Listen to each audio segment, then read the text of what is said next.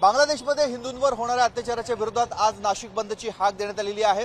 नाशिक शहरातली मुख्य बाजारपेठ, रविवार Karanja, main road, MG road या परिसरामध्ये कडकडीत बंद हा पाळला जातोय। आपण बघतोय सर्व बाजारपेठ बंद आहे। जे कपड्याचे इथे दुकान आहेत, इतर जे शूज विक्रेत्यांचे दुकान आहेत, हे सर्व दुकानं बंद आहेत। मात्र वाहतुकीवर कुठलाही परिणाम जाणवत नाहीये। जी वाहतूक आहे, नागरिक घराच्या बाहेर पडता आहेत आणि त्यांना कुठल्याही स्वरूपाची अडचण येत नाहीये। शाळा महाविद्यालय आज सुरू आहे। मात्र नाशिक महानगरपालिकेची सिटी लिंक बस सेवा ही काही प्रमाणामध्ये प्रभावित झालेली आहे। बस सेवेच्या फेऱ्या ह्या प्रवाशांच्या सुरक्षेच्या दृष्टीने बंद ठेवण्यात आलेल्या आहेत। ठिकठिकाणी पोलिसांचा बंदोबस्त नाशिक शहरामध्ये लावण्यात आलेला आहे। जे प्रमुख चौक आहेत त्या ठिकाणी पोलिसांचा बंदोबस्त हा लावण्यात आलेला आहे।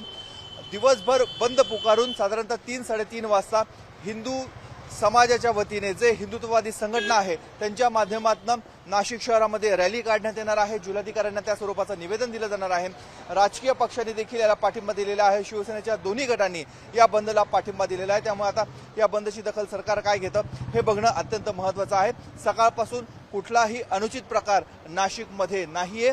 शहराचे जे उपनगर आहेत, उपनगरामध्ये बऱ्यापैकी जनजीवन हे पूर्वपदावर आहेत। मात्र मुख्य बाजारपेठेच्या ठिकाणी आपल्याला बंदचा परिणाम हा बघायला मिळतोय। त्यामुळे एकूणच या बंद संमिश्र स्वरूपाचा नाशिकमध्ये असल्याचं बघायला मिळतंय।